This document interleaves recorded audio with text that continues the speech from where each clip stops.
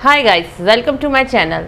आज हम बात करेंगे पॉलिनोमियल्स के पार्ट 4 के बारे में, जिसमें कि मैं आज आपको बताने जा रही हूँ क्वाड्रेटिक पॉलिनोमियल का जो ग्राफ बनता है और साथ ही साथ उसके जो केसेस हैं उसके बारे में आज हम बात करेंगे। इससे पहले के वीडियोस में हमने बात की थी लीनियर पॉलिनोमियल्स का जो ग्राफ है किस तरह से बनता है। रिकॉल कर लेते हैं एक बारी। लीनियर पॉलिनोमियल का जो ग्राफ बना था वो एक स्ट्रेट लाइन बनती है, ठीक। ये हमने लीनियर पॉलिनोमियल के ग्राफ से फाइंड किया था।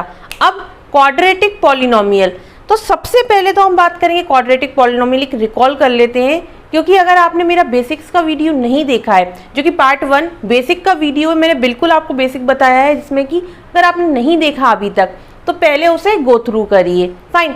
अब हम बात कर रहे हैं क्वाड्रेटिक पॉलिनोमियल। सबसे पहले हमें पता होना चाहिए क्वाड्रेटिक पॉलिनोमियल क्या होता है एक्चुअली में।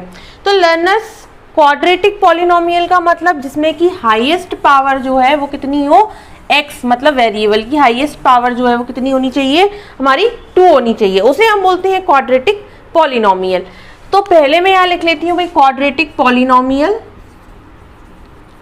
सो क्वाड्रेटिक पॉलिनोमियल एंड देन इसका ग्राफ। सबसे पहले क्वाड्रेटिक पॉलिनोमियल एक अज्यूम कर लेती हूँ मैं यहाँ, तो x² - 3x + 4 मान लीजिए, ये अज्यूम कर लिया मैंने। ओके, अब इसका ग्राफ बनाना है, ठीक। तो कुछ सर्टेन पॉइंट्स भी चाहिए होंगे हमें, तो सर्टेन पॉइंट्स कैसे फाइंड आउट करते हैं ये देखते हैं। ओके, ये मैंने एक पॉइंट x की जो वैल्यू है एज्यूम कर ली, -2 कभी -1, ये आपके ऊपर है, आपको जो वैल्यू लेनी है आप ले सकते हैं। ये बात उनके लिए जो एकेडमिक्स में अभी 9th क्लास में अभी उन्होंने स्टार्ट किया है पॉलिनोमियल, उनके लिए, ठीक। कंपटीशन लेवल पे ये बात बहुत छोटी हो जाती है।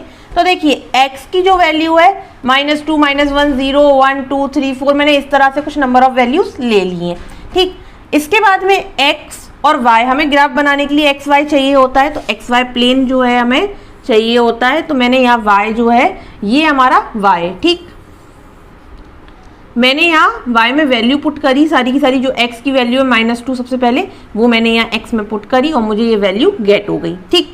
अब मैं इसको ग्राफ पे यहाँ प्लॉट कर दूंगी, ठीक। तो देखिए यहाँ तो व्हाइट बोर्ड पे थोड़ा प्रॉब्लम आता है बनाने में, बट मैं इसको क्या कर रही हूँ, सिर्फ एक एज्यूम करके ग्राफ बना रही हूँ। ओके, तो आप प्लीज पॉइंट्स के साथ ही ग्राफ बनाएं, ठीक। ये मैंने एज्यूम करके बनाया है खाली ग्राफ। ओके, तो अगर आप इस ग्राफ को देखें ध्यान से, तो लीनियर पॉलिनोमियल में जो ग्राफ बना था स्ट्रेट लाइन था। यहाँ जो ग्राफ बना है वो क्या बना है, पैराबोलिक ग्राफ, ठीक। तो हमेशा याद रखिए क्वाड्रेटिक पॉलिनोमियल जब कभी भी आएगा तो ग्राफ जो बनेगा वो क्या बनेगा, पैराबोला, ठीक। तो ये हमारा ग्राफ जो बना वो क्या बना, पैराबोला। ओके, हमेशा ये बात को आपको याद रखना है कि जो भी ग्राफ बनेगा इसका वो क्या बनेगा, पैराबोलिक इक्वेशन बनेगा। ओके, अब पैराबोला का मतलब आपने पहले पढ़ा होगा, ये पैराबोला का मतलब क्या होता है भाई। पैराबोलिक इक्वेशन जैसे कि हमारी रहती है वो इस तरह से कुछ रहती है, ठीक। तो इसीलिए ग्राफ जो है वो पैराबोलिक बन गया। अब बात आती है यहाँ पर, इसके कुछ नंबर ऑफ केसेस होते हैं। नंबर ऑफ केसेस कैसे होते हैं, इसके 3 केसेस रहते हैं, ठीक। अगर आप फाइंड कर रहे हैं जीरोस को, ठीक, जीरोस फाइंड कर रहे हैं तो 3 केस होते हैं, मतलब कोऑर्डिनेट फाइंड कर रहे हैं तो 3 केस बनते हैं इसके, ठीक। तो पहला केस इसका कैसा रहता है, मैं केसेस बता रही हूँ, अब केसेस ध्यान से देखिए आप। केस 1 जो रहता है हमारा, उसमें क्या रहता है हमारा, ऐसा रहता है कुछ ग्राफ, खाली ग्राफ देखिएगा। तो इसमें देखिए ग्राफ जो है हमारा ऐसा रहता है, इस पर थोड़ा फोकस करिए ग्राफ पे। ग्राफ जो है वो इस तरह का रहता है, मतलब जो पॉइंट है वो हमें यहाँ मिलते हैं, यहाँ मतलब एक्स प्लेन पर हमें पॉइंट मिलते हैं, ठीक है। तो हमारे जो पॉइंट होंगे वो क्या होंगे, यहाँ पर एक ये A होगा, एक ये A' होगा, दो। ये देखिए कुछ इस तरह से ग्राफ बनेगा, मतलब यहाँ पॉइंट मिलेगा और यहाँ पॉइंट मिलेगा हमें, ठीक है। तो ये आपका A और ये आपका A'। ये तो हो गया पहला केस। अब मैं इसे रफ कर रही हूँ, आप प्लीज इसे नोट करते जाइए साथ ही साथ में। क्या रहता है, खाली ऐसा रहेगा आपका, मतलब एक्स प्लेन पे खाली ये टच करेगा, ठीक। मतलब यहाँ पर जो पॉइंट मिलेगा वो एक ही पॉइंट मिलेगा, ठीक।